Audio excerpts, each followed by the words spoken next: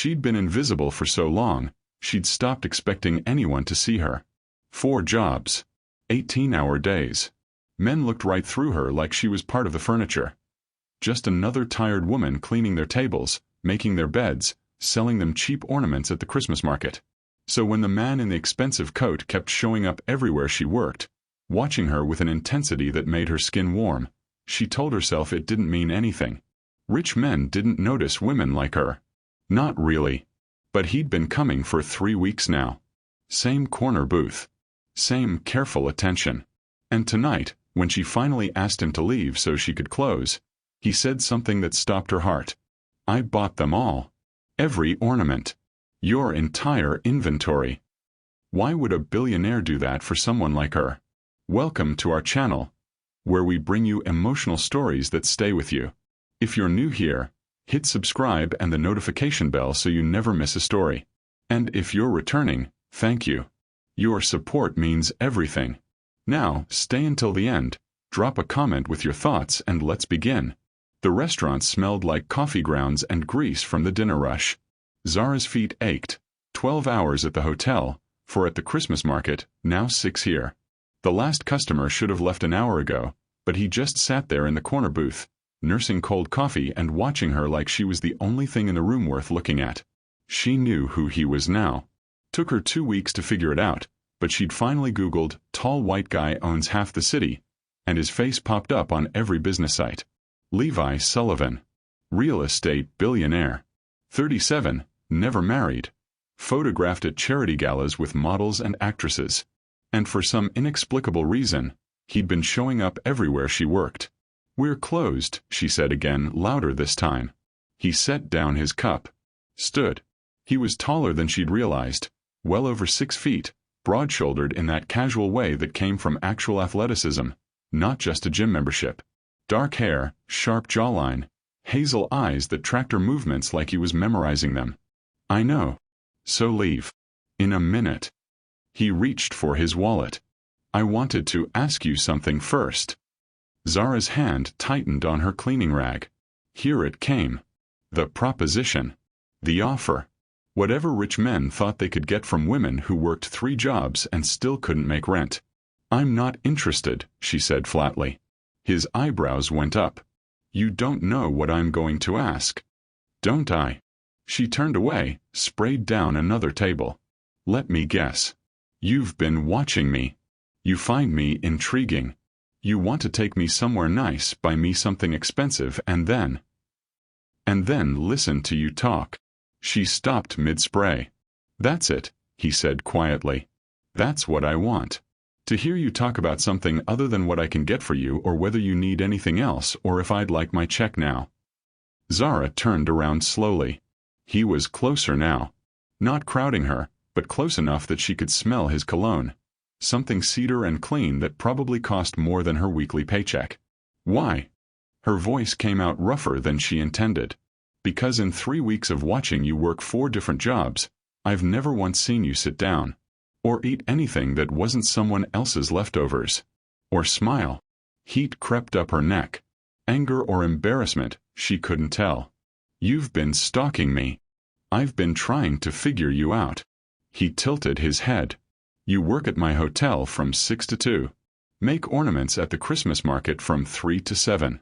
Waitress here from 8 to close.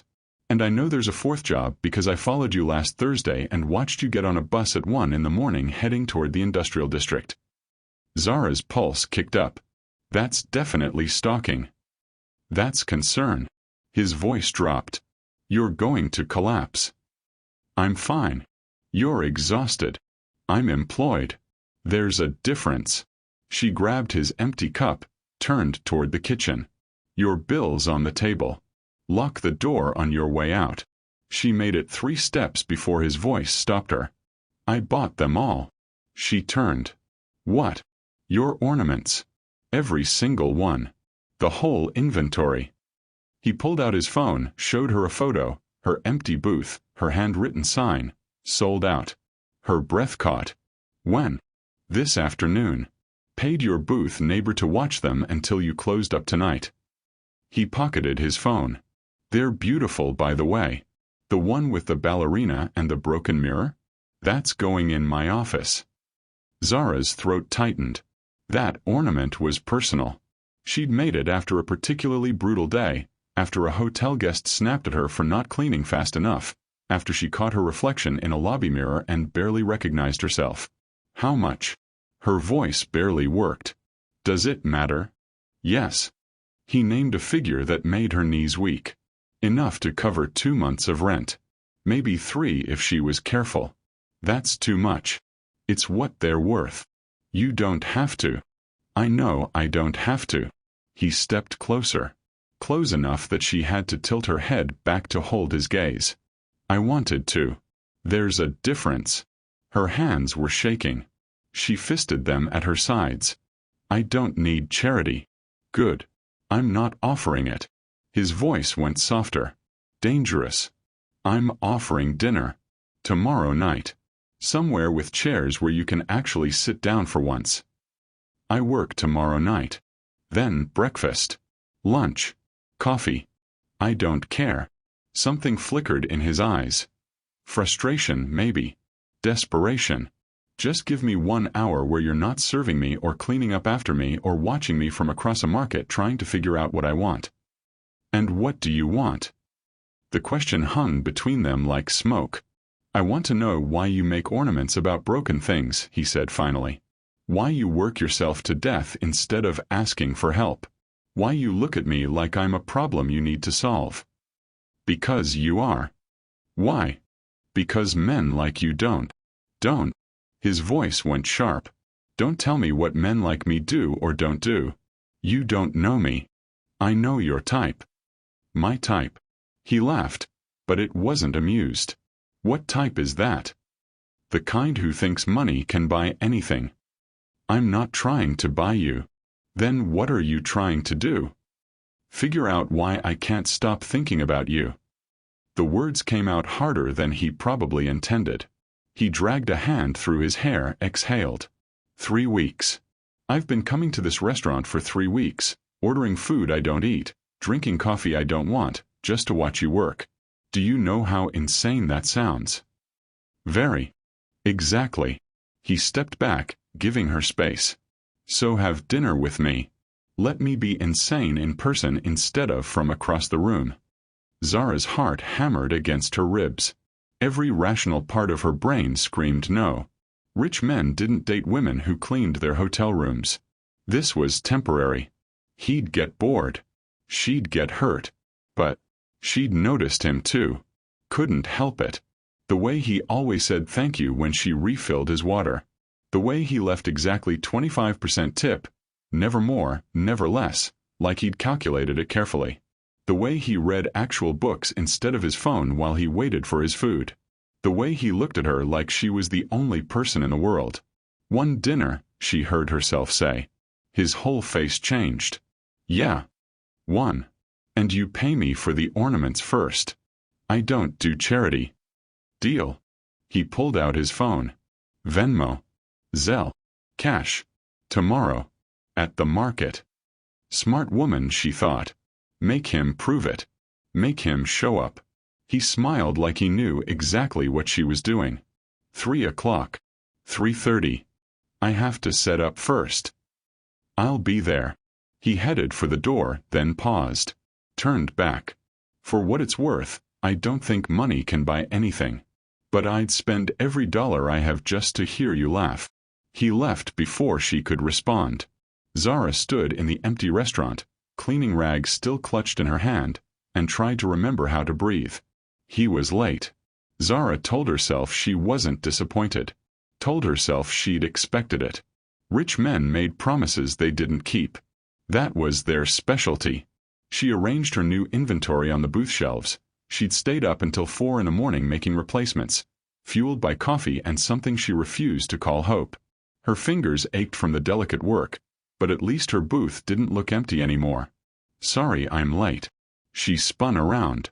Levi stood there holding 2 coffee cups and looking genuinely apologetic.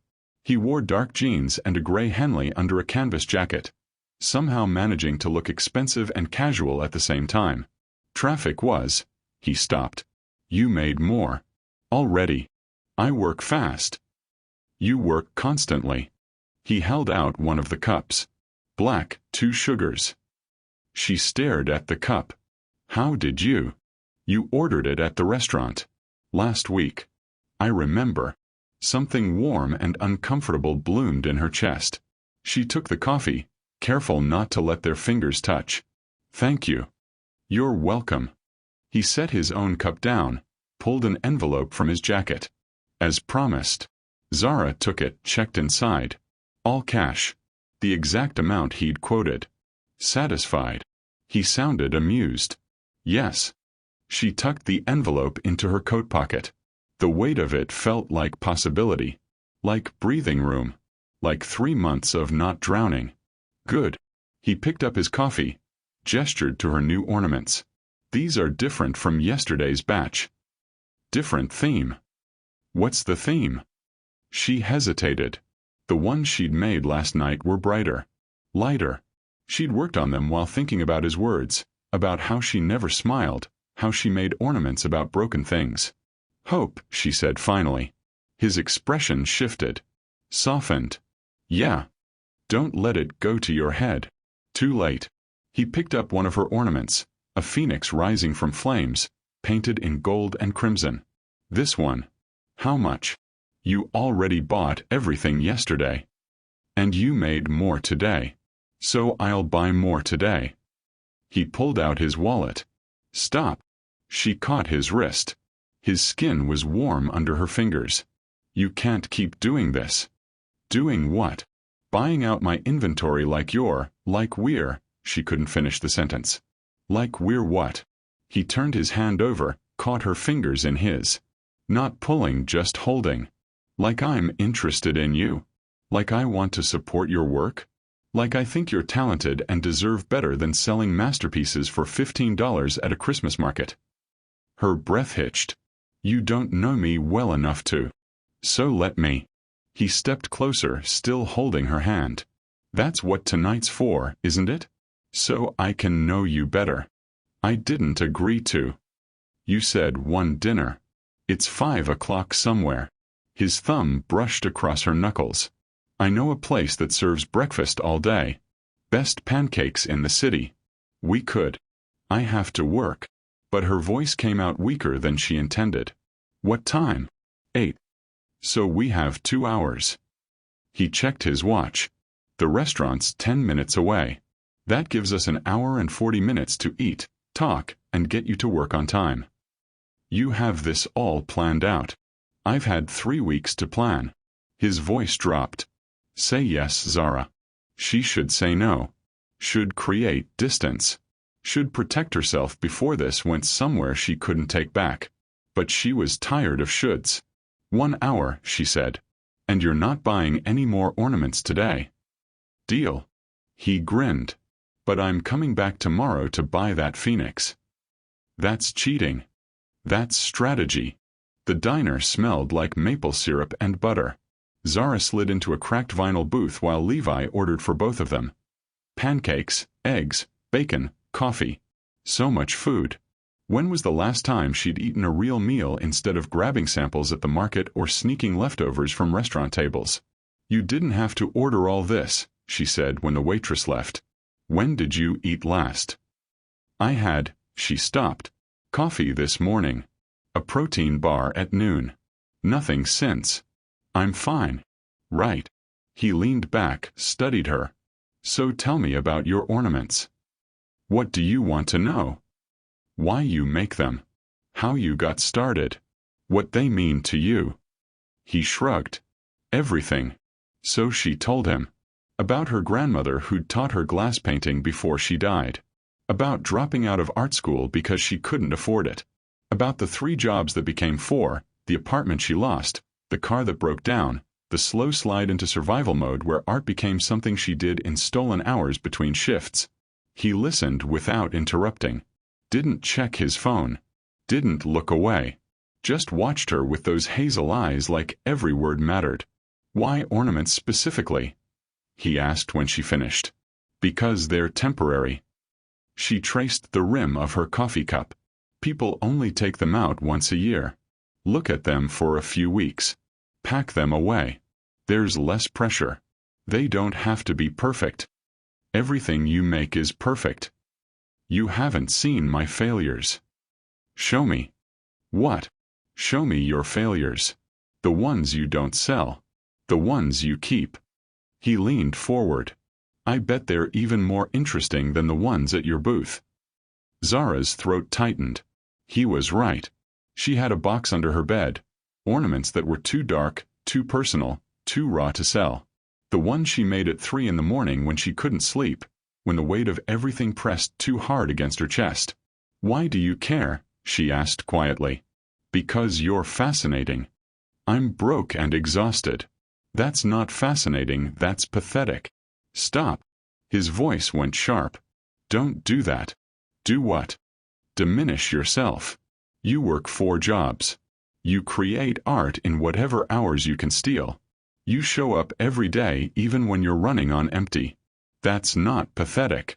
That's the strongest thing I've ever seen. Heat burned behind her eyes. She blinked it back. You don't know me. Then let me.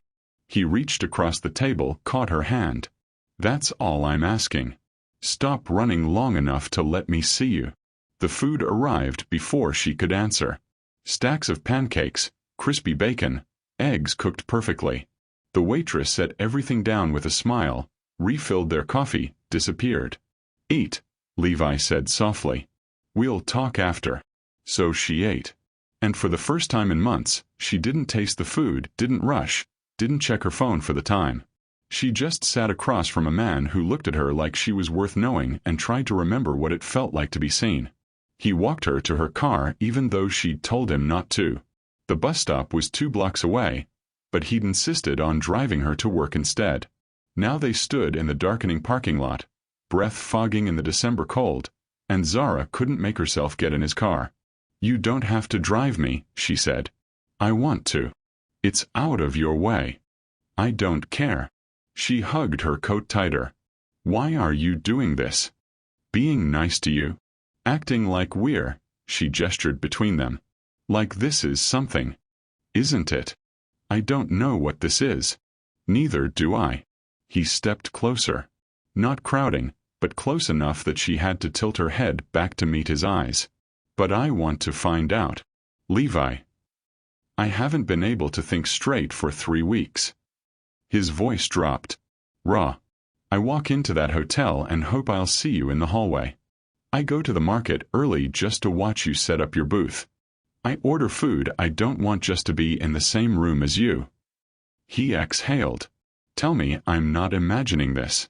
Tell me you feel it too. Her heart hammered. Feel what? This. He lifted his hand. Hesitated. Can I? She nodded before he finished asking. His palm cupped her cheek, warm against her cold skin. His thumb brushed her cheekbone. This, he said quietly. The way my pulse kicks up every time you look at me. The way I forget what I'm saying when you smile. The way I want to know everything about you. What you think about at 3 in the morning, what makes you laugh, what you dream about when you're too exhausted to dream. Zara couldn't breathe. Couldn't move. Could only stand there while his words sank into her skin like heat. I feel it, she whispered. Yeah. Yeah. She closed her eyes. And it scares the hell out of me. Why? Because you're, she gestured at him at the expensive watch, the car parked 3 spaces down that cost more than she'd made in 5 years. And I'm. Stop. His other hand came up, framing her face. I don't care about any of that. You should. Why? Because this doesn't work. Her voice cracked. Men like you don't end up with women like me. That's not how the world works. Then we'll change the world. Levi. Or we'll ignore it. I don't care. He leaned his forehead against hers. I just know that I've spent the last 3 weeks trying to talk myself out of this. Trying to be rational. Trying to convince myself you were just another person and I'd get over it. His breath ghosted across her lips. But I can't. I'm not going to. And unless you tell me right now that I'm alone in this, I'm going to keep showing up. Keep asking. Keep trying. She should tell him to stop. Should protect herself.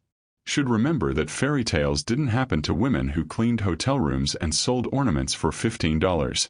But his hands were warm on her face and his eyes were so honest and she was so tired of being alone. I'm not telling you to stop, she said. His expression changed. Relief. Heat. Something darker and more dangerous. No. No. Zara. But I need you to understand something. She pulled back just enough to meet his eyes. I don't need saving. I don't need fixing. I'm not some project you can throw money at until I become whatever you think I should be. I know that. Do you? Yes. He didn't look away. You're not a project. You're not broken. You're the strongest person I've ever met and you terrify me. That stopped her. What? You terrify me, he said again. Because I've dated models and actresses and CEOs and none of them made me feel like this.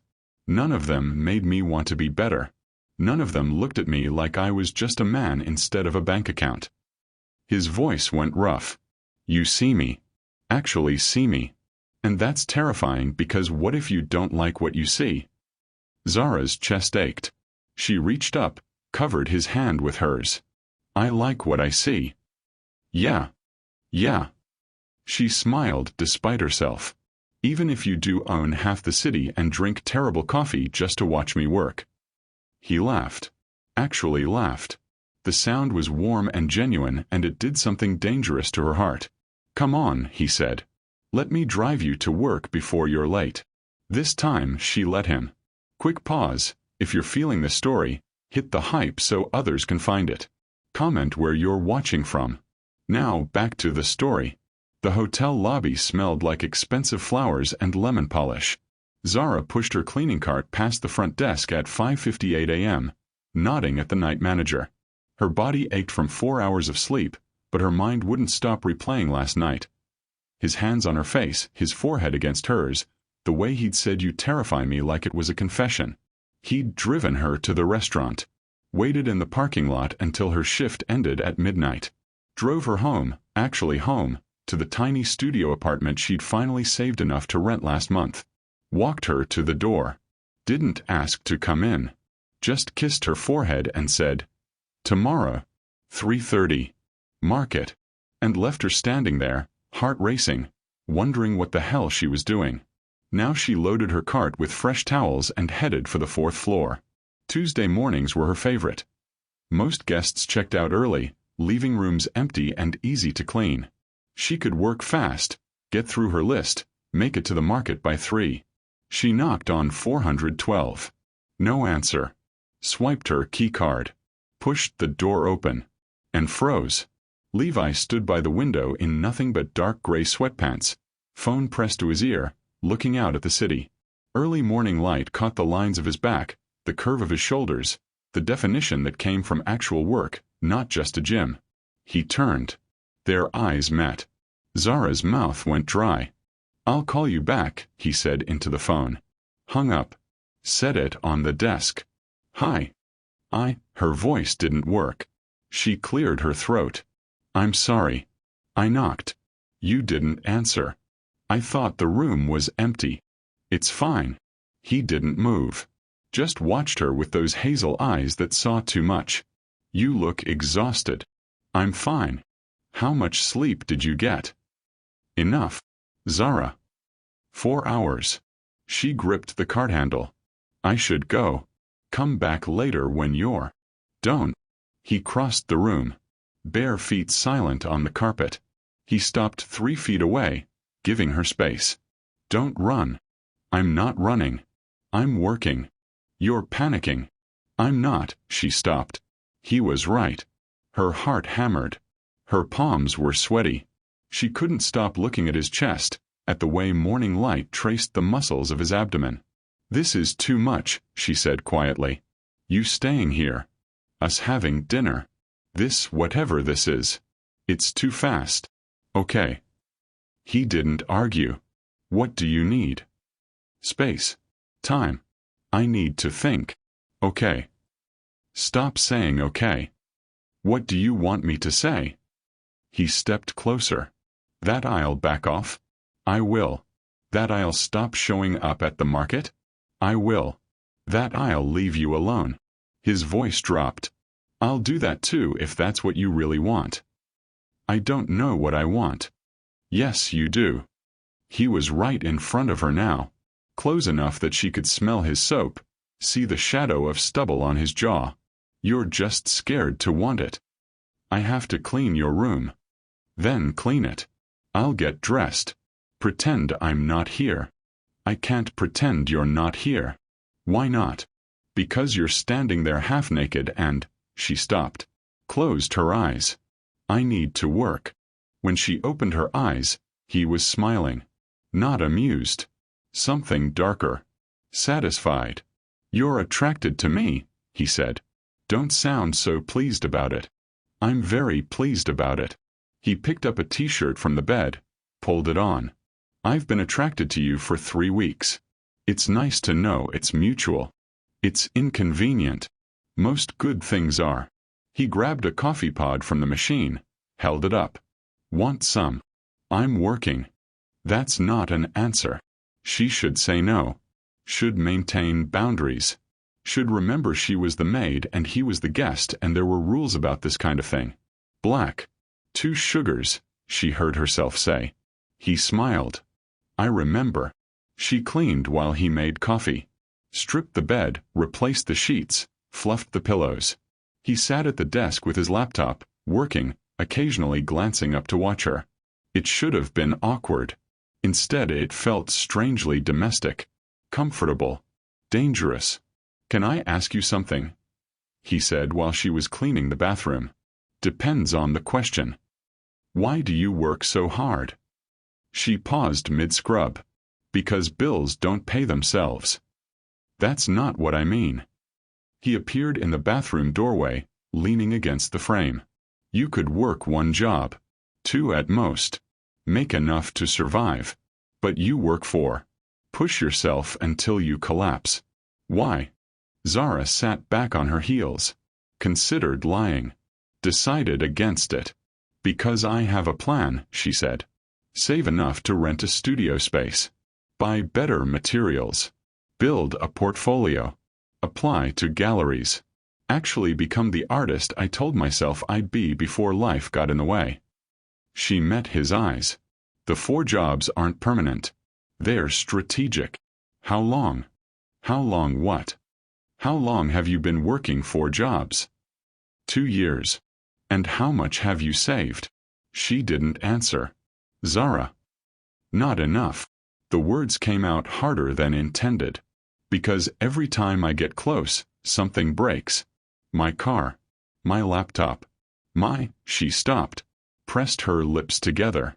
It doesn't matter. I'll get there eventually. What if I could help? No. You didn't even hear what I don't need your money. I know that. He crouched down, eye level with her. But what if there was a way I could help that didn't feel like charity? There isn't. What if I commissioned you? He said it carefully. Like he'd been thinking about this. My company's headquarters. 15 floors. Every floor has a central atrium. Right now they're empty. What if I hired you to create custom installations for each one? Zara's breath caught. That's a legitimate business transaction. You'd be a contracted artist. Fair market rates. Timeline that works for you. His eyes held hers. This isn't charity. It's me wanting your art in my building because it's exceptional. You barely know my work. I've bought over 200 of your pieces. I know your work. Ornaments.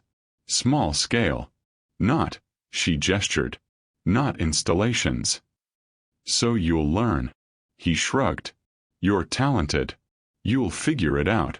Why are you doing this? Because I can. Because you deserve the opportunity. Because, he stopped. Exhaled.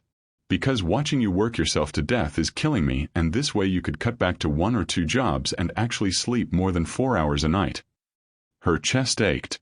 I can't accept this. Why not? Because it changes things. Between us. It makes me, She struggled for the word. Obligated. No. He reached out, tucked a loose strand of her hair behind her ear. It makes you employed. That's all. The only thing you'd be obligated to do is create art. What happens between us? His thumb brushed her cheek. That's separate. Completely your choice. Always. She wanted to believe him. God, she wanted to. I need to think about it, she managed. Okay. He stood, offered her his hand. But think fast. Because I'm having the contracts drawn up regardless. You don't have to sign them. But I want you to see I'm serious. She let him pull her to her feet. His hand was warm, solid, steady. Everything in her life wasn't. I have to finish cleaning, she said. I know. But he didn't let go. Just stood there, thumb tracing circles on her wrist, watching her like she was the only thing that mattered. See you at 3:30? Levi. Just say yes. She should say no. Should create distance. Should stop this before it went somewhere she couldn't take back. 3:30, she whispered. His smile was devastating. He was late again. Zara arranged her ornaments and told herself she wasn't disappointed. Told herself it was better this way. Easier. These are stunning. She turned. A woman stood there, early 50s, elegant in a camel coat, eyes sharp and assessing. You made all of these? Yes. Remarkable. The woman picked up one of Zara's phoenix ornaments, held it to the light. The detail work is extraordinary. Where did you study? I didn't. I mean, I started at the Art Institute, but I couldn't finish. Why not? Money. The woman nodded. Set down the ornament. I'm Dr. Candace Brooks. I run the Brooks Gallery downtown. Zara's stomach dropped. The Brooks Gallery. One of the most prestigious contemporary art spaces in the city. Levi Sullivan sent me your information, Dr. Brooks continued. Said I needed to see your work in person. He was right. He what? Don't look so shocked. Levi has excellent taste. Always has. She pulled out a business card. I'd like to offer you a spot in our Emerging Artists Showcase. 6 weeks from now. It's a juried show, very competitive. But I think your work would be perfect. Zara couldn't breathe. I make ornaments. You make art. The medium is irrelevant. Dr. Brooks handed her the card. Call my assistant. We'll set up a studio visit. I want to see more of your work. The pieces you don't sell. She smiled. Levi mentioned you keep the good ones hidden. He did. He talks about you constantly. It's exhausting. But her tone was fond. Call me Ms. Hayes. Don't make me chase you. She left before Zara could respond. Zara stood there, card clutched in her hand, world tilting sideways. Surprise. She spun around. Levi stood there with coffee and that smile that made her heart stutter. Before you yell at me. You called a gallery? I gave her your information. She made the choice herself. Levi. I didn't ask her to offer you the show. I couldn't if I wanted to. Candace doesn't take requests.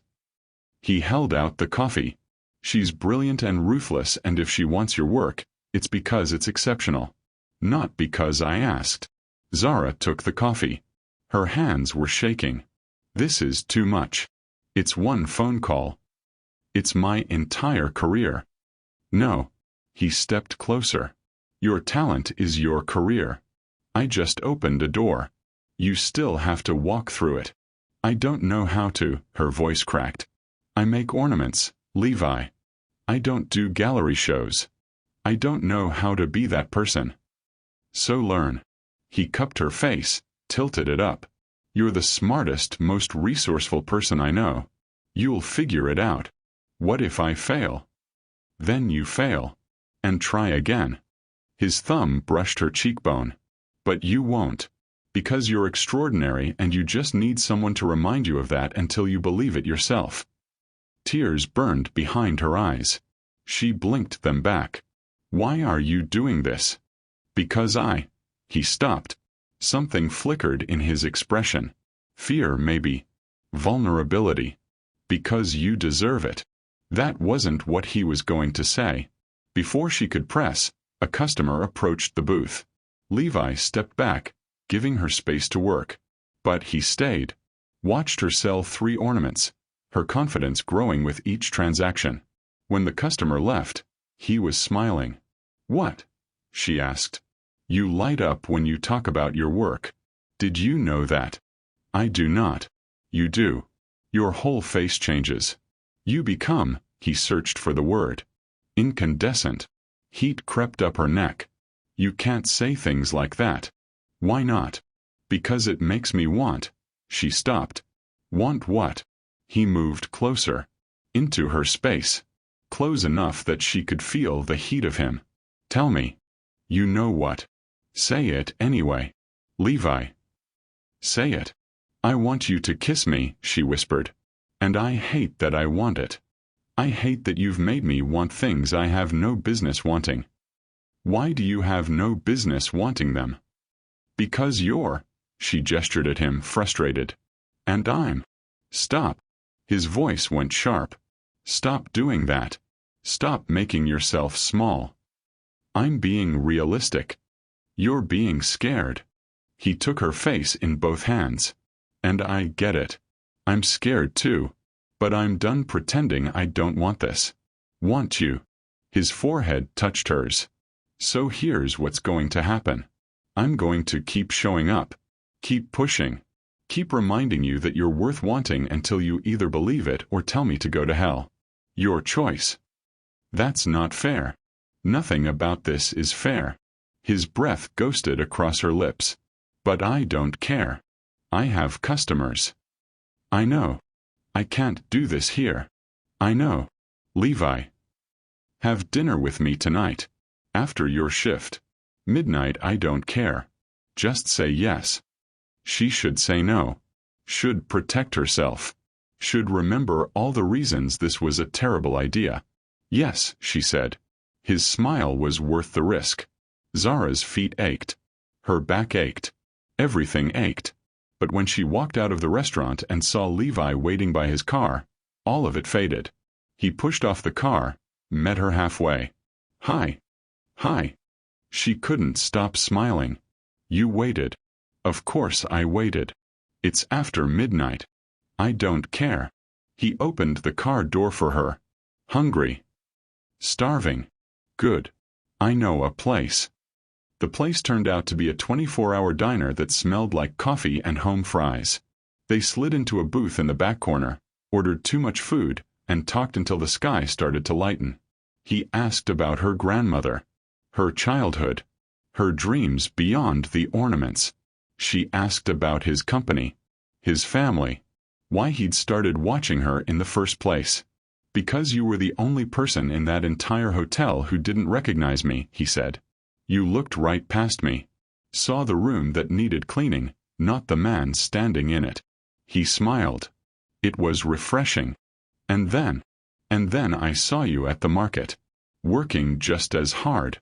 Creating something beautiful between shifts. And I thought, there's someone who knows how to survive." He leaned forward. "I've spent my whole life having things handed to me. Money. Opportunities. Connections. You've had to fight for everything. And you're still standing. Still creating. Still." He stopped. "I wanted to know how you did it." "I don't have a choice. Everyone has a choice. You chose not to give up. That's remarkable. Or stubborn. Same thing." He reached across the table, caught her hand. "Can I ask you something?" "Depends." "Why won't you let me help you?" "Because I don't want to owe you." "You wouldn't owe me anything." "That's not how the world works." "It's how my world works." His thumb traced circles on her wrist. "I have resources I didn't earn. Money I didn't work for. If I can use it to make your life easier, why wouldn't I?" "Because then I'm not doing it myself." "So do it yourself. Just do it with one less obstacle in your way." He squeezed her hand. "I'm not trying to save you. I'm trying to give you the tools to save yourself." Zara's throat tightened. What if I take the tools and fail anyway? Then you fail with a safety net. But you won't. I've seen your work. You're too talented to fail. You barely know me. I know enough. He lifted her hand, pressed a kiss to her knuckles. Let me do this. Please. She wanted to say yes. Wanted to believe him. Wanted to let someone help for once instead of carrying everything alone. The gallery show, she said slowly. If I do it, I need your help. Anything. I need a space to work. Somewhere I can spread out. Make bigger pieces. She met his eyes. Can you help me find a studio? I'll pay rent. Market rates. But I don't know where to start looking. I have space. Levi. I own a building in the arts district. Top floor is empty. Windows on 3 sides. 1,500 square feet. He said it like it was simple. It's yours if you want it. I can't afford. First 3 months are free. After that, we negotiate rent based on what you can actually pay.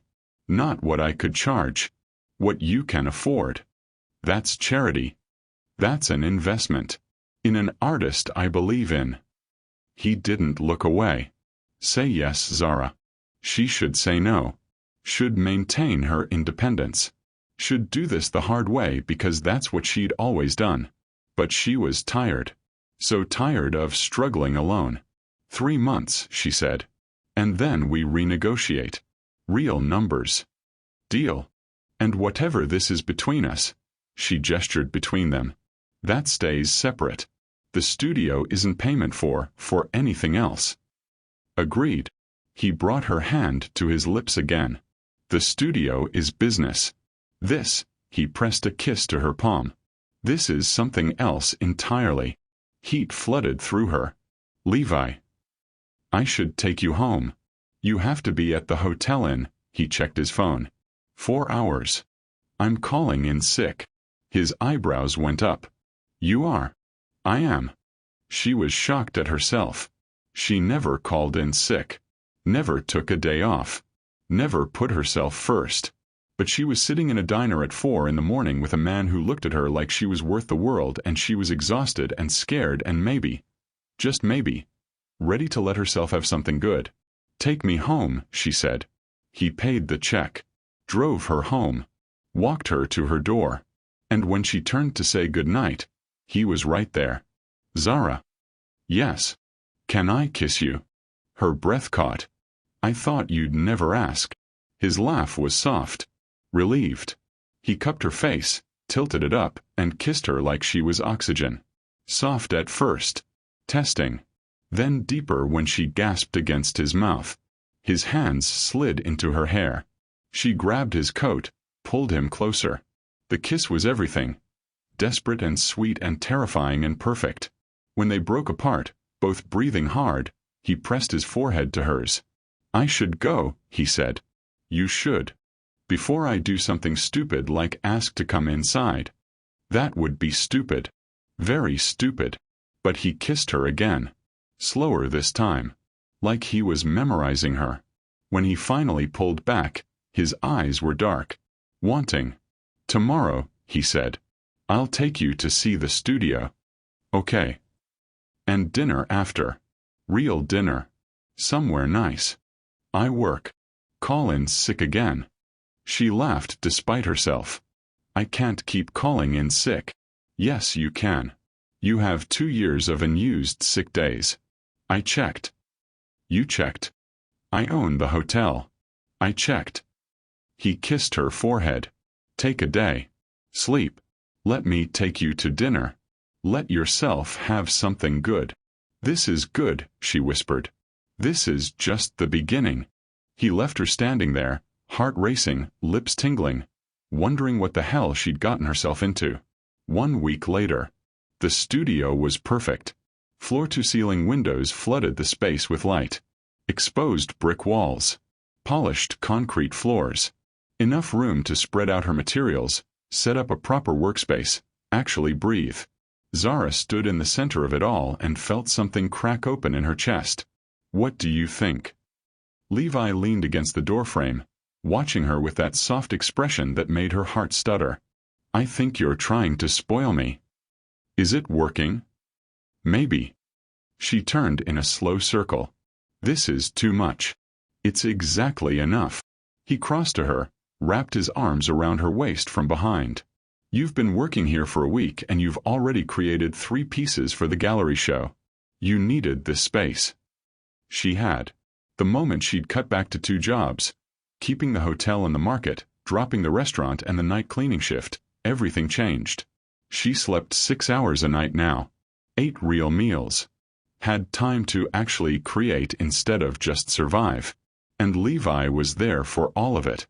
He brought her coffee in the mornings, lunch in the afternoons, sat in the corner of her studio with his laptop, working quietly while she created, took her to dinner after, drove her home, kissed her goodnight like she was precious, never pushed for more. It was perfect. It was terrifying. I need to tell you something, she said quietly. His arms tightened around her. Okay. I Googled you. I figured you would eventually. You're worth $1.3 billion. Closer to 1.5 now. Market's been good. She turned in his arms. That's not funny. I'm not joking. He tucked a strand of hair behind her ear. Does it matter? Yes. Why? Because. She pulled away, paced to the window. Because I looked at the photos. The galas. The women. Models and actresses and, her voice cracked. What are you doing with me, Levi? Silence. Then footsteps. He appeared beside her, looking out at the city. I'm falling in love with you, he said quietly. That's what I'm doing. The world tilted. Don't say that. Why not? Because it's too fast. Too much. We've known each other for a month. 4 weeks. 3 days. 8 hours. He turned to her. I counted. Levi. You want to know why I date models and actresses? Because they're safe. Surface level. Pretty pictures for charity galas who don't ask hard questions or see past the bank account. His jaw tightened. You're not safe. You see everything. You call me on my bullshit. You make me want to be better. He cupped her face. You terrify me. And I don't care. I want this. Want you. Want whatever future we can build together. Tears burned her eyes. We're from different worlds. So we'll build a bridge. It doesn't work like that. Why not? Because, she pulled away. Because people are going to say you're using me for some poverty porn fantasy. Or I'm using you for your money. Or this is all going to blow up and I'll be left with nothing. Is that what you're afraid of? That I'll leave. Yes.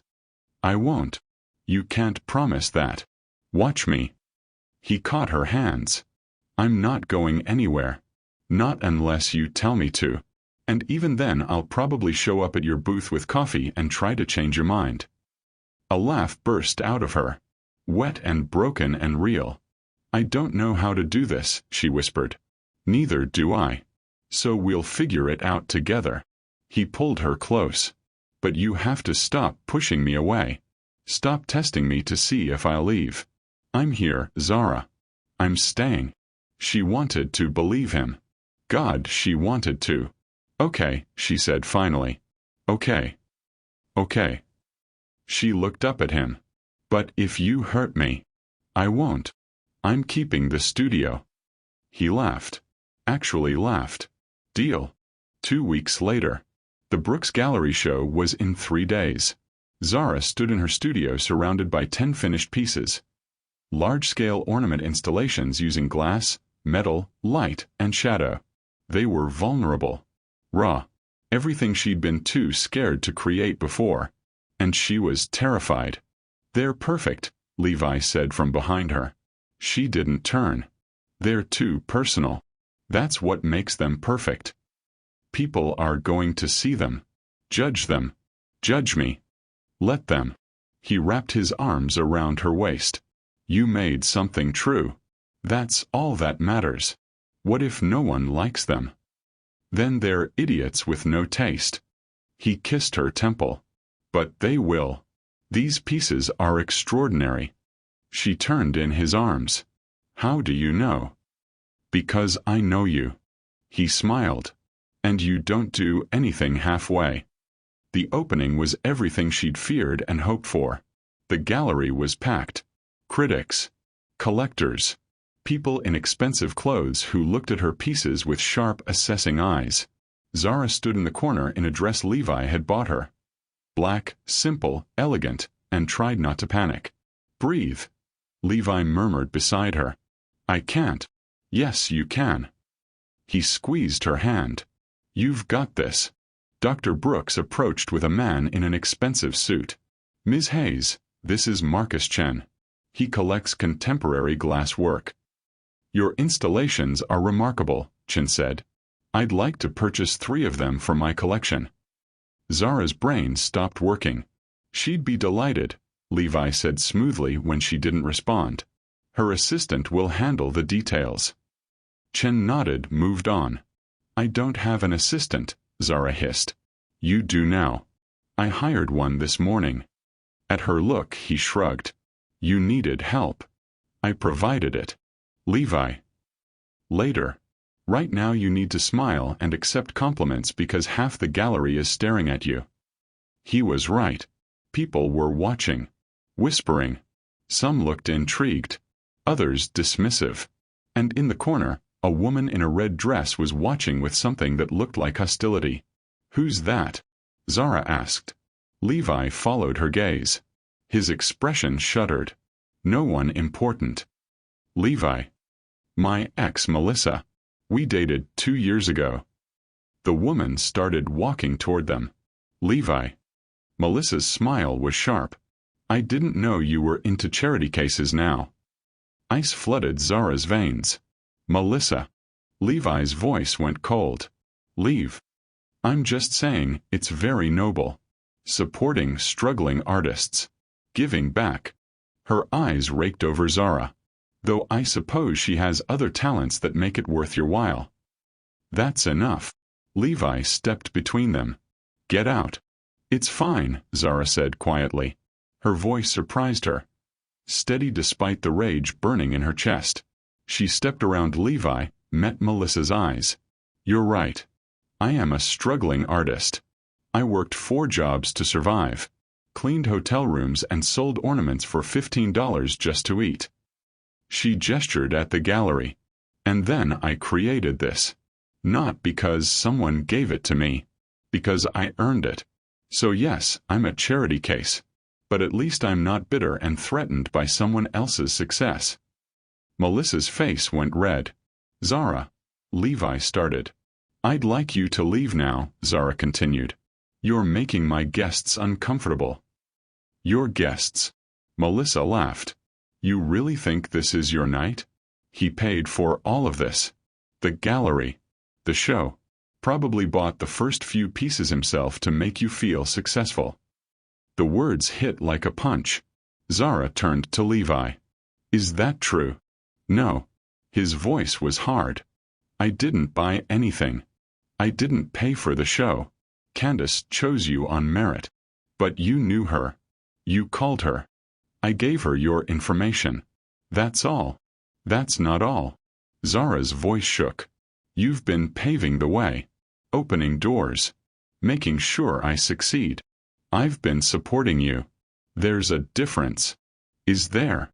She looked around the gallery, at the expensive crowd, the sold pieces, the success that felt suddenly hollow. How do I know any of this is real? Because I know you, Dr. Brooks said sharply. She'd appeared beside them, face hard. And I don't take pity cases. Your work is exceptional. Period. Levi didn't influence my decision. He couldn't if he wanted to. But he gave me your contact information. That's all. Brooks looked at Melissa with contempt. And you need to leave before I have you escorted out. Melissa left with a final glare. The gallery went back to normal. People returned to the art. The moment passed. But something had broken. Zara excused herself, found the bathroom, locked the door, and tried to breathe through the panic. Had Levi orchestrated all of this? The studio, the gallery, the sales. Was any of it real? Or was Melissa right? Was she just a project? A charity case he could feel good about? A knock on the door. Zara. Levi's voice. Let me in. Go away. Not a chance. Levi. Open the door or I'm coming in anyway.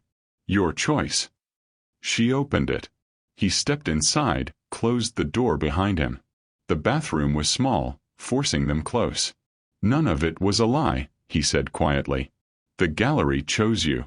The collectors chose your work. This success is yours. But you helped. I opened one door. You walked through it. You created the art. You impressed Candace. You made the sales. He cupped her face. I didn't do any of that. You did. She said you paid for. She's lying. To hurt you. To make you doubt yourself.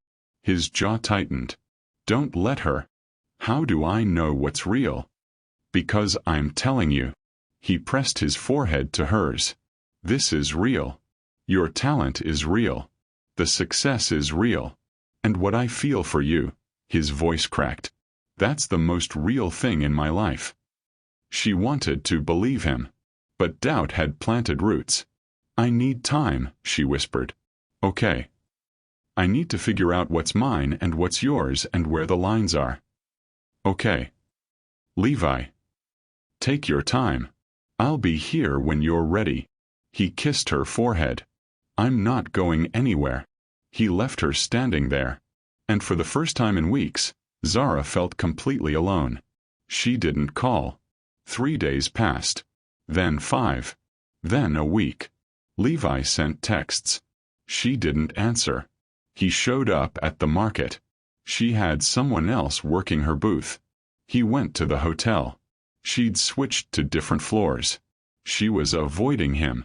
And it was killing him. She needs space, Harrison Palmer said over drinks. His business partner. His best friend. Give it to her. I gave her a week. Give her 2.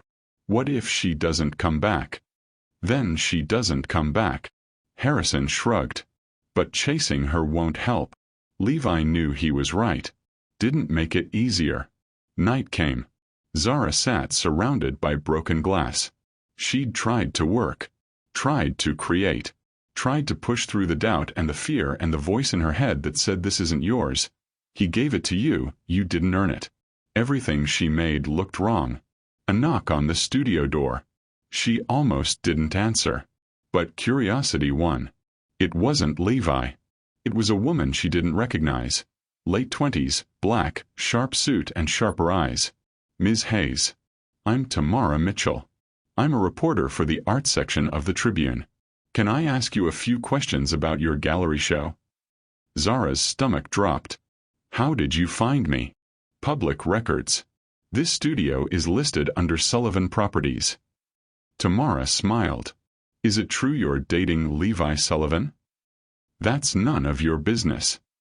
It's very much my business when a billionaire is romantically involved with an emerging artist he's financially supporting. People want to know if your success is legitimate or if it's, she paused, manufactured. Get out. Just a few questions. I said get out. Tamara left her card on the table. Call me when you're ready to tell your side of the story. Before someone else tells it for you. She left. Zara stared at the card and felt everything crumble. The article came out in the morning. Billionaire's charity case.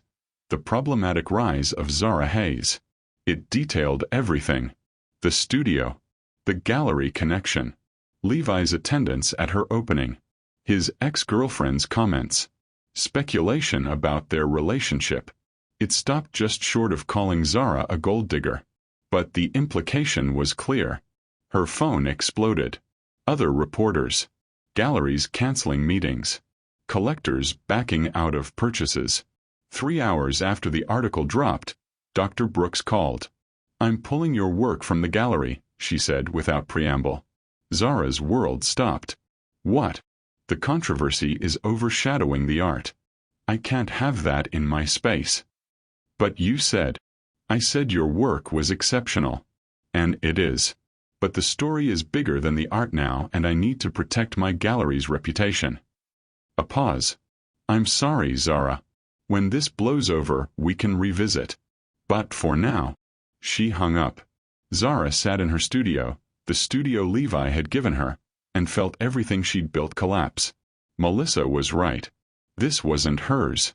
None of it was hers. She was just a project. A charity case. A feel-good story for a billionaire playing at philanthropy. She packed up her supplies. Loaded them into boxes. Called a cab because her car was still broken and she couldn't afford to fix it, and she'd been relying on Levi to drive her everywhere. Left the studio keys on the desk. Left her phone off. Left everything behind. She left. Harrison stood in the doorway. Studio's empty. She's gone. Levi's chest went tight. Gone where? I don't know. But she left her keys. Cleared out all her work. He was moving before Harrison finished talking. Out of the office. Into his car. Driving to the studio even though he knew she wouldn't be there. She wasn't. The space was empty. No art. No supplies. Just the keys on the desk and a note. Thank you for everything. I can't do this anymore. Z. Levi crumpled the note in his fist. He'd lost her. 2 weeks later. Zara was back to 4 jobs. Hotel in the mornings. Market in the afternoons. Restaurant at night. Cleaning office buildings after midnight. She was surviving. Not living. Surviving.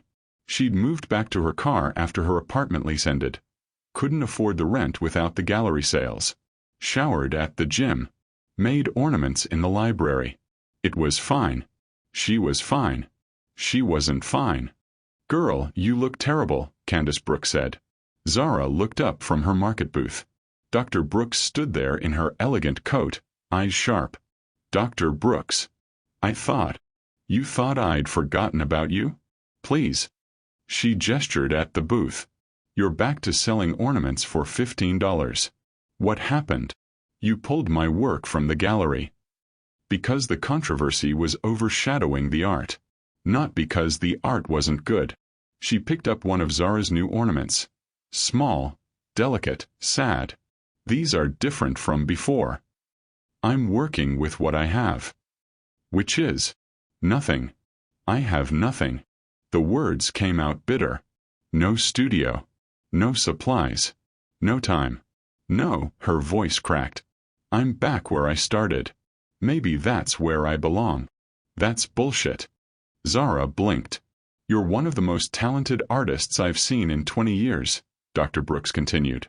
And you're letting one bad article destroy you? Letting one vindictive woman's comments make you give up? That's not the woman I met at the gallery. That woman was fake. Propped up by a billionaire's money. That woman created art that made me cry. That made collectors fight over pieces. That sold out in 3 hours. Dr. Brooks leaned forward. Do you really think Levi could have made people feel that way about your work if it wasn't exceptional? He paid for nothing. I checked. No purchases under his name or his company. No secret payments. Nothing. Her voice softened. He opened a door. You walked through it. That's all. Zara's throat tightened. Why are you here? Because I don't give up on my artists. Even when they give up on themselves. She pulled out a business card. Different from the first one. This is my personal number.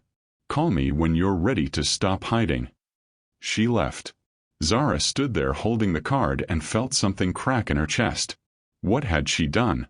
Levi sat in his usual corner booth. He'd been coming every night for 2 weeks. Ordering food he didn't eat. Drinking coffee he didn't want. Hoping she'd walk through the door. She never did. She doesn't work here anymore, the manager said gently. Quit 2 days ago. Didn't give a reason. Levi's stomach dropped.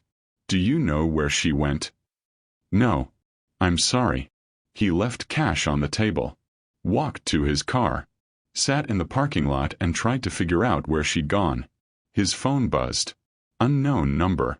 He answered. Hello. Mr. Sullivan. This is Tamara Mitchell from the Tribune. I'm writing a follow-up piece about Zara Hayes and I'd like your comment on. He hung up. His phone buzzed again. Different number. Another reporter. And another. And another. They were circling.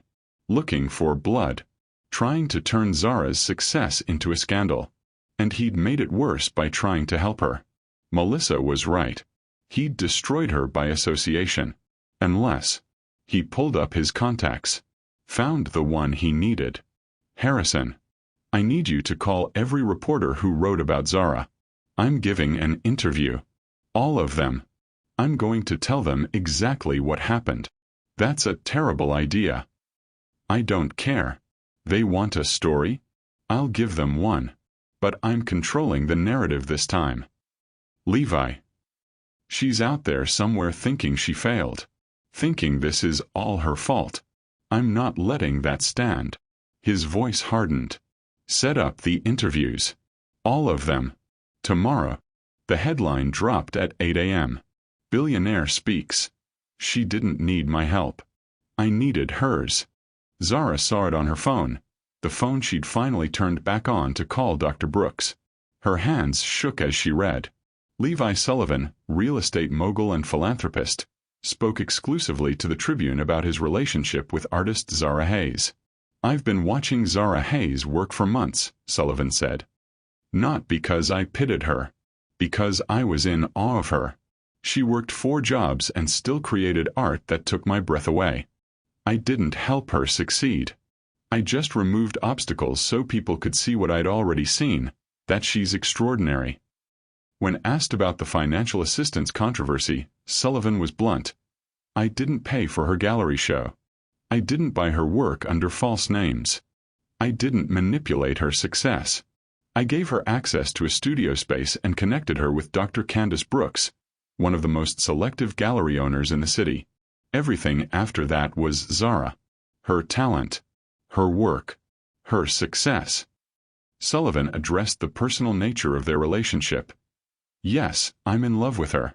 Yes, I want to support her. But she doesn't need me to succeed.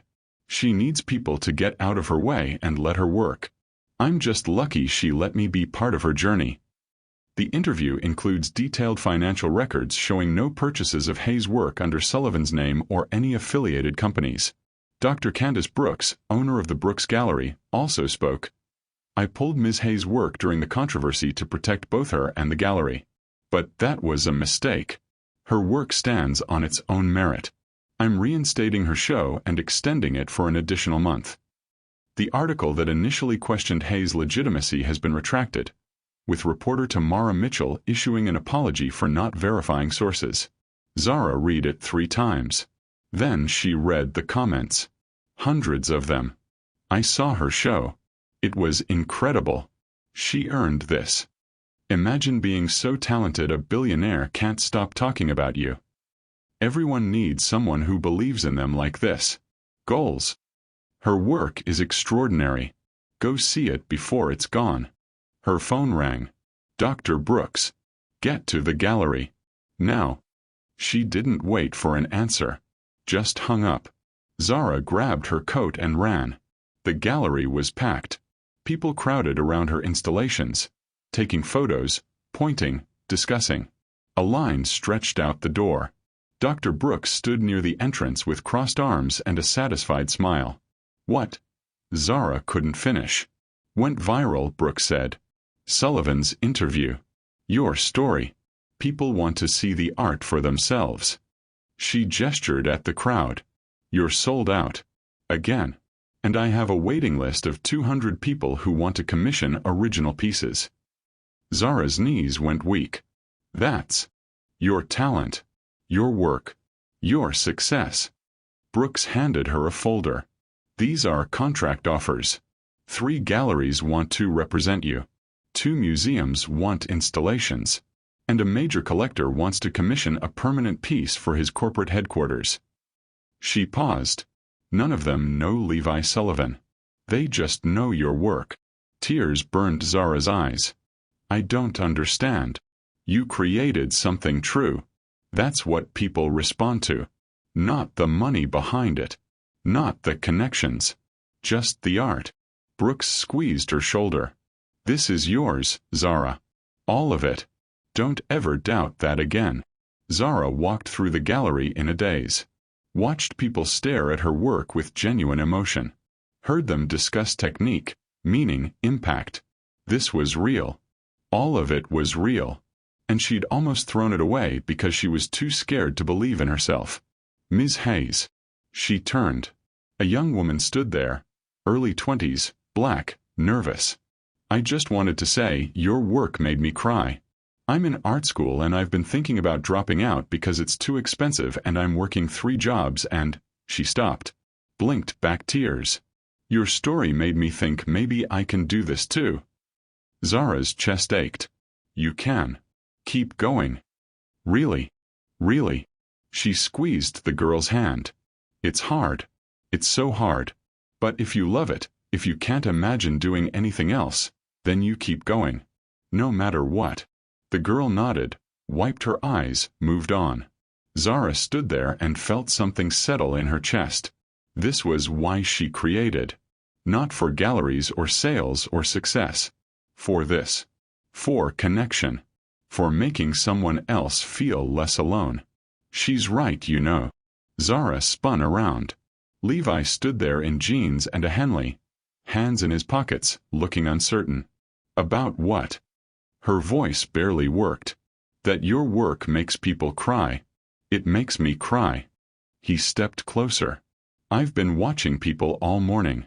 Watching them stand in front of your pieces and feel something. That's all you, Zara. That's your gift. You gave an interview.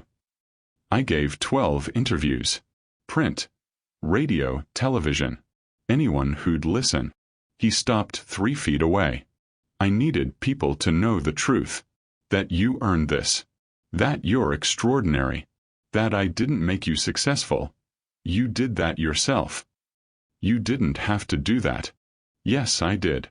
His voice went rough. Because you were out there somewhere thinking you'd failed.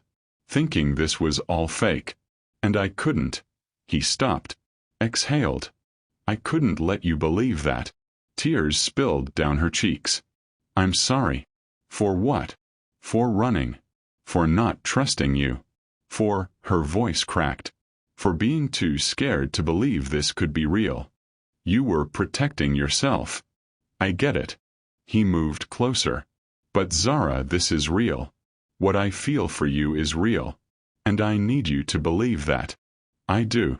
She closed the distance between them. I believe you. I believe in this. I'm sorry it took me so long to. He kissed her.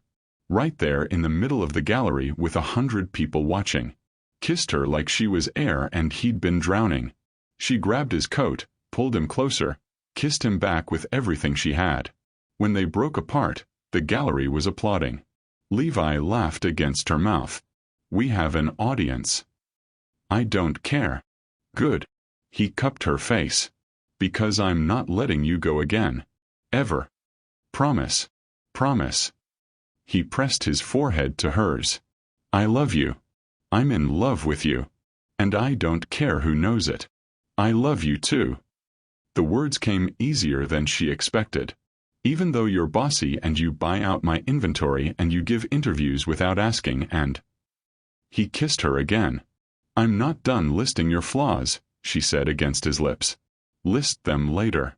I'm busy. Someone in the crowd whistled. Dr. Brooks appeared beside them.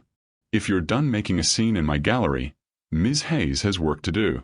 People want to meet the artist. Right. Zara pulled back, wiped her eyes. Work. I should. Go. Levi kissed her forehead. I'll be right here. Promise. Always. Zara's hand ached from signing cards and shaking hands. Her voice was hoarse from talking.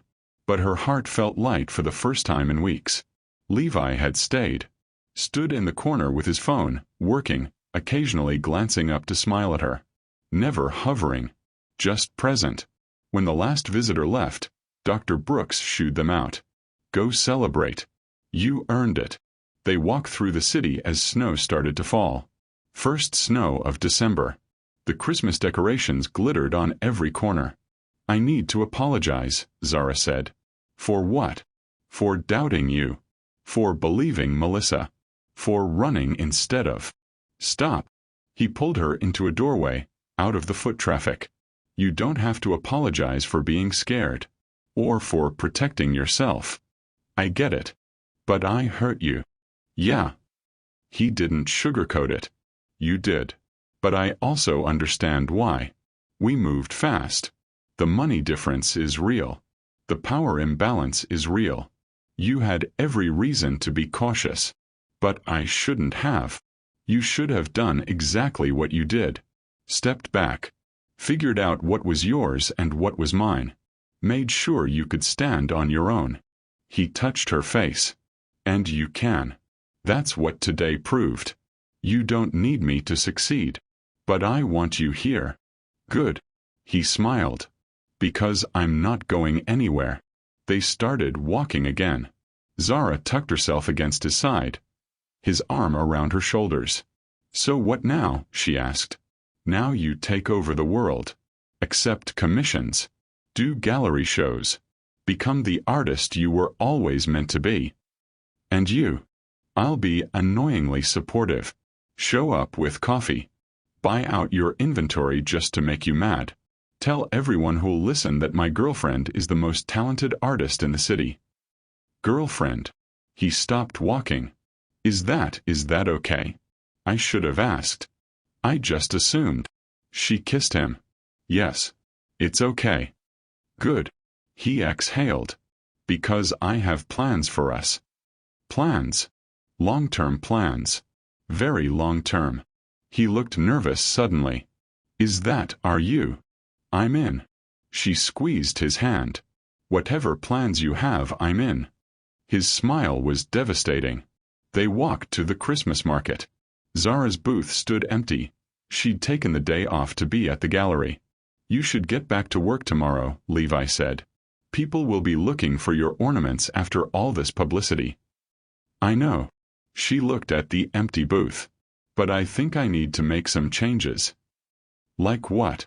Bigger pieces. More personal work. Prices that actually reflect what they're worth. She turned to him. I've been undervaluing myself. Making myself small. I'm done with that. Good. He pulled her close. You deserve to take up space. Yeah. She smiled. I do. Snow fell around them. The market lights glittered. Christmas music played from nearby speakers. It was perfect. Come home with me, Levi said quietly. Her breath caught. Yeah. Yeah. If you want. No pressure. But I have a fireplace and wine and a bed that's way more comfortable than your car and, he stopped. Wait. Are you still sleeping in your car? She winced. Maybe. Zara. My lease ended and I couldn't afford. That's it. You're moving in with me. I am not. You are. I have 4 bedrooms. You can have your own space. Your own bathroom. A place to work. And you won't owe me anything. Just, his voice softened. Let me take care of you. Please. She should say no. Should maintain her independence. Should do this the hard way. But she was tired of hard ways. And she loved him. And maybe, just maybe, letting someone help wasn't weakness. Okay, she said. Okay. Okay. But I'm paying rent. Deal. $1 a month. Levi. That's my final offer. She laughed despite herself. You're impossible. You love me anyway. I really do. He kissed her there in the middle of the Christmas market, surrounded by twinkling lights and falling snow and the promise of something real. And for the first time in years, Zara Hayes felt like she was exactly where she was supposed to be. 6 weeks later, Christmas Eve. The Christmas market was packed. Zara's booth, now twice as large as before, had a line stretching 20 people deep. Her ornaments ranged from $50 to $500, each one a miniature work of art. And people paid it.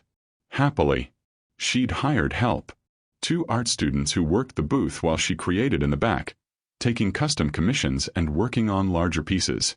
She'd also hired a business manager, an accountant, a lawyer to review contracts. She was building an empire. "You're smiling," Levi said, appearing beside her with coffee. "I'm happy." She took the cup. "Is that allowed?" "Absolutely." He kissed her temple. "You look beautiful when you're happy." "I look exhausted when I'm happy. I've been working 18-hour days. By choice this time. Not because you have to." "True." She leaned against him. "Thank you." "For what?" "For being patient. For letting me figure this out. For not pushing. You would have figured it out without me. Maybe." She looked up at him. "But it's nicer doing it with you." "Yeah. Yeah." He smiled. Kissed her properly.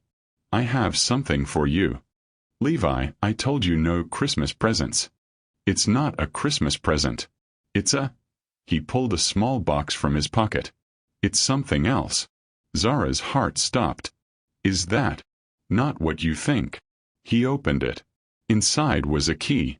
"What?" "The studio. The lease is in your name now. Fully paid for 3 years. After that, the rent is locked at whatever you can afford. No negotiations. No changes. It's yours." Tears burned her eyes. "Levi, you said you needed to know what was yours and what was mine. This is yours. The studio. The success. The career. All of it." He closed her hand around the key. "I'm just lucky you let me be part of it." She kissed him. Right there in front of the customers and the other vendors and everyone. "I love you," she said against his mouth. "I love you too. And I'm keeping the key." "Good. And moving in with you permanently was the best decision I ever made."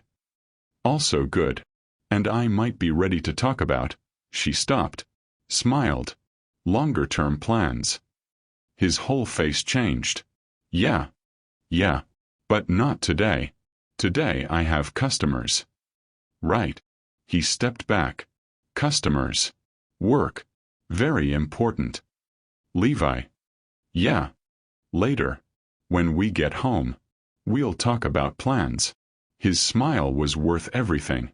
Zara woke up in Levi's bed, their bed now, wrapped in his arms, snow falling outside the window. "Morning," he murmured against her hair. "Morning." She turned in his arms. "Merry Christmas." "Merry Christmas." He kissed her softly.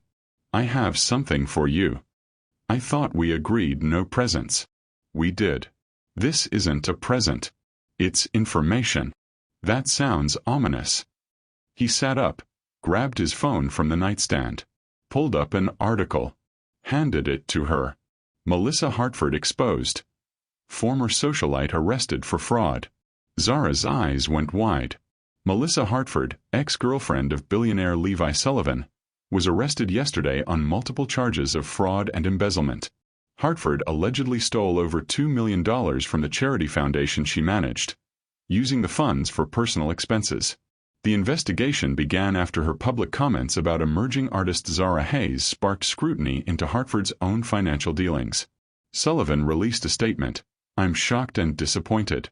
But I'm glad the truth has come out.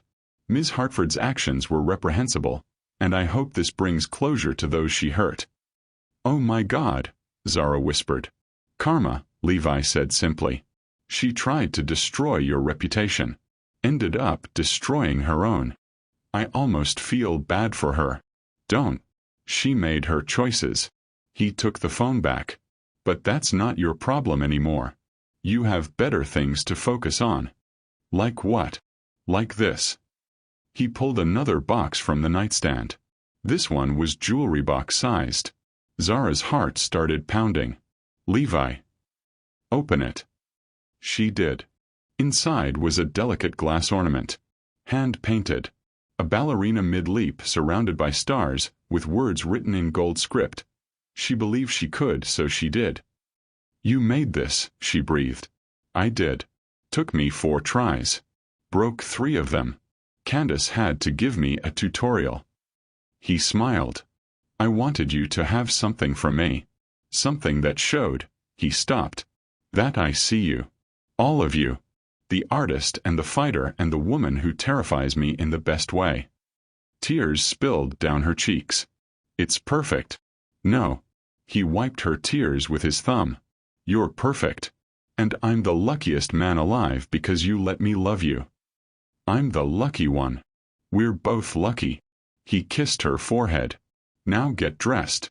We're having breakfast with your sister and then going to see your pieces at the museum and then... Wait. My pieces are at the museum.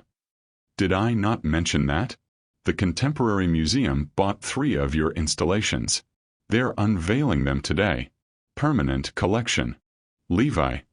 Surprise. She tackled him back onto the bed, kissing him until they were both breathless and laughing. Best Christmas ever, she said. Just wait until next year. Why? What happens next year? Let's get through this one first. But his smile suggested he had plans. Long-term plans. Very long-term plans. And for the first time in her life, Zara Hayes wasn't scared of the future. She was ready to embrace it. 1 year later. The gallery opening was everything. Zara stood in the center of her first solo show. 3 months of work displayed across 5,000 square feet of the city's most prestigious contemporary art museum. Critics called it groundbreaking. Collectors fought over pieces. The waiting list for commissions was 6 months long. But none of that mattered as much as the woman standing next to her grandmother's memorial portrait. You did it, baby, her sister Tamara said, tears in her eyes. Grandma would be so proud. I hope so. She would. Tamara hugged her. You're extraordinary. I had help. You had support. There's a difference. Tamara gestured at the crowd. This is all you. Levi appeared beside them with champagne. Your public awaits, Miss Hayes. Dr. Brooks says you need to give a speech. I don't do speeches. You do now. You're famous. He grinned. Come on. I'll be right there with you. The crowd gathered. Zara stood on a small platform, Levi beside her, and looked at the sea of faces. I don't have a big speech prepared, she said. But I want to say thank you. To everyone who believed in me when I didn't believe in myself. To Dr. Brooks for taking a chance. To my sister for never letting me give up. She found Levi's eyes. And to the man who taught me that accepting help isn't weakness, it's strength. Applause filled the gallery. These pieces, she gestured at the installations around them, they're about survival. About fighting. About refusing to give up even when the world tells you you're not enough. Her voice strengthened. I spent years thinking I had to do everything alone. That asking for help meant I was weak. But I learned. She looked at Levi again. I learned that the strongest thing you can do is let people see you. Really see you. And love you anyway. More applause. Levi squeezed her hand. After the speech, after the photos and the interviews and the congratulations, they slipped away to a quiet corner. You did good, he said. I'm exhausted. You're extraordinary. He pulled her close. And I have a question for you. Oh. He pulled out a small box. Zara's breath caught. I've been carrying this around for 3 months, he said. Waiting for the right moment. But I realized, there's no perfect moment. There's just us. Here. Now. He opened the box. Inside was a ring. Simple. Elegant. A single diamond surrounded by tiny glass beads that looked like ornaments. Zara Hayes. You're the strongest, most talented, most terrifying woman I've ever met. You make me want to be better. You make me believe in things I didn't think were possible. His voice went rough. Marry me. Build a life with me. Let me spend the rest of my life watching you take over the world. Tears streamed down her face. Yes. Yeah. Yes. She laughed through the tears. Obviously yes. He slipped the ring on her finger. Kissed her like she was everything. I love you, he said against her mouth. I love you too. Even though I bought out your entire inventory at the Christmas market 3 weeks ago just to make you mad? Especially because of that. He laughed, picked her up, spun her around while the gallery crowd cheered. When he set her down, she looked at the ring on her finger, at the tiny glass ornament beads that caught the light. You had these made custom, she said. I wanted you to always remember where we started. At a Christmas market. With ornaments and coffee and me being unable to look away. I'm glad you couldn't look away. Me too. He kissed her forehead. Come on. Let's go home. Home sounds perfect. They left the gallery hand in hand, stepping out into the December night. Snow fell softly. Christmas lights glittered on every corner. The city hummed with life and possibility. Zara Hayes, artist, fighter, survivor, looked at the man beside her and felt something settle in her chest. She'd spent years believing she had to do everything alone. But she'd learned something better. Sometimes the strongest thing you can do is let someone love you. And love them back. With everything you have. What would you rate this story? Drop 0 to 10 in the comments right now. If this story moved you, hit subscribe for more emotional journeys every week. And if it truly touched your heart, consider leaving a super thanks. Your support helps us create more stories like this. Every contribution, big or small, means the world. Ready for the next story? It's even more dramatic than this one. Click now. Thank you for being part of this journey.